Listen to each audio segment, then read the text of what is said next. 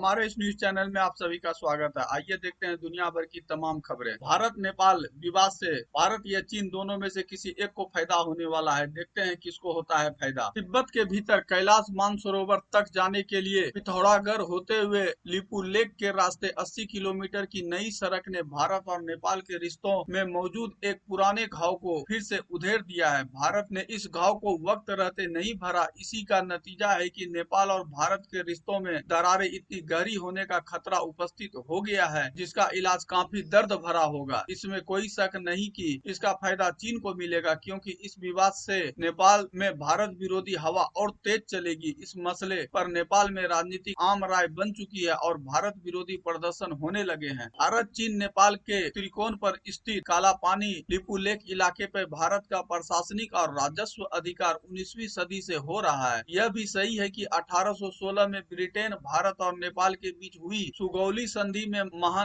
महाकाली नदी के पश्चिम का इलाका ब्रिटेन भारत के तहत माना गया था। फिर 1923 की संधि में भी इन शर्तों को दोहराया गया था। नेपाली नेता भी कहते रहे हैं कि महाकाली नदी के पूर्व का इलाका नेपाल का है। इस आधार पर भी नदी के पश्चिम का इलाका भारत का होना चाहिए, लेकिन नेपाली लोगों ने बाद में महाकाली नदी के पश्चिम के इलाके को भी अपना बताना शुरू कर दिया। उनका कहना है कि महाकाली नदी लिपू लेक के उत्तर पश्चिम में लिंदियाधुरा की जलधारा से निकलती है, इसलिए काला पानी लिंपियाधुरा और लिपू लेक का इलाका नेपाल के भीतर होगा। दूसरी ओर भारत की दलील है कि महाकाली नदी लिपू लेक दर्रा के निचले इलाके से निकलती है और चूंकि इसी नदी धारा के उत्तर के इलाकों का सुगौली संधि में निर्धारण नहीं किया गया था, इसलिए काला पानी के इस इलाके पर प्रशासनिक व राजस्व नियंत्रण भारतीय प्रशासन का ही चल रहा है। यह विवादित मसला आपस में राजनयिक स्तर पर सुलझाने का भरोसा भारत की ओर से नेपाल को दिया जाता रहा है। सन 2000 में प्रधानमंत्री अटल बिहारी वाजपेयी ने भी तत्कालीन नेपाली प्रधानमंत्री जीपी कोइराला को भरोसा दिया था कि 2002 तक भारत नेपाल सीमा का निर्धारण हो जाएगा। जाहिर है कि ऐसा ही नहीं हो सका, जिसके हालात और बिगड़ते ही चले गए। दरअसल यह इलाका सामरिक नजरिए से काफी अहम है। इसी वजह से कैलाश मानसरोवर जाने के लिए 80 किलोमीटर लंबी सड़क का उद्घाटन हुआ तो चीन अहम सहम गया, क्योंकि इस सड़क से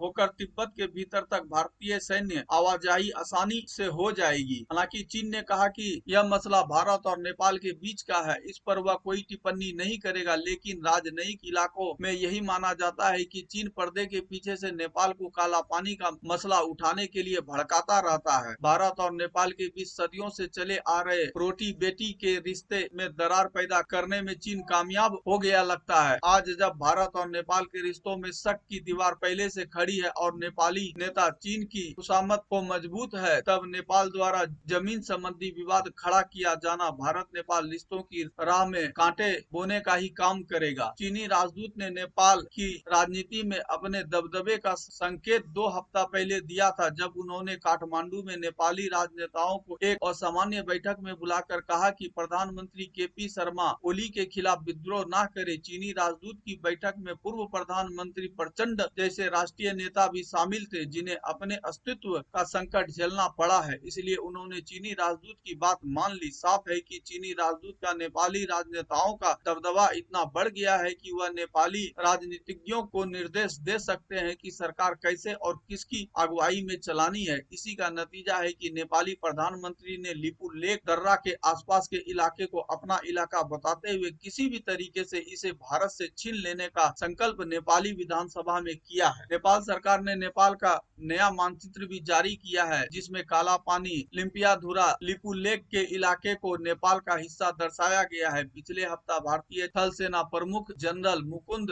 नरवाने ने एक बैठक को संबोधित करते हुए ठीक ही कहा कि नेपाल किसी के इशारे पर भारत के साथ विवाद खड़ा कर रहा है। जनरल नरवाने ने किसी देश का नाम नहीं लिया, लेकिन उनका स्पष्ट इशारा चीन की तरफ था। इसका एक नतीजा यह होगा कि भारत और नेपाल के रिश्तों में भारी दरार पैदा होगी और भारत का डर दिखाकर चीन नेपाल पर अपनी पकड़ मजबूत करता जाएगा, ठीक वैसे ही जैसे उसने पाकिस्तान को अपने चंगुल में ले लिया है। पाकिस्तान की तरह नेपाल भी एक दिन यही कहने लगेगा कि वह चीन का सदाबहार दोस्त है। भारत के पड़ोसी देशों में भारत विरोधी हवा बनाने में चीन अब विशेष रुचि लेने लगा है। उसने श्रीलंका के साथ यही किया, लेकिन श्रीलंका के नेता कुछ अधिक समझदार हैं, तो वे भारत के साथ ही रिश्तों को अहमियत देते हैं। नेपाल के नेता चीन की गिरफ्त में इस कदर आ चुके हैं कि भारत के लिए उन्हें चीन के चंगुल से निकालना काफी मुश्किल होगा। सड़क और रेल संपर्क का सपना दिखाकर चीन पहले ही नेपाल को लुभा रहा है कि पेट्रोल और अन्य जरूरी सामान के लिए उसे भारत पर निर्भर नहीं रहना पड़ेगा। नेपाली राजनेता अपनी कुर्सी की खातिर देश को नुकसान पहुंचाने वाली राजनीति कर रहे हैं। यही वजह है कि प्रधानमंत्री ओली को नेपाली असेंबली में सफाई देनी पड़ी कि वह किसी विदेशी राजदूत की कृपा से नहीं बल्कि नेपाली जनता के प्रतिनिधि की हैसियत से सरकार चला रहे हैं और उनकी कुर्सी उनसे कोई नहीं छीन सकता।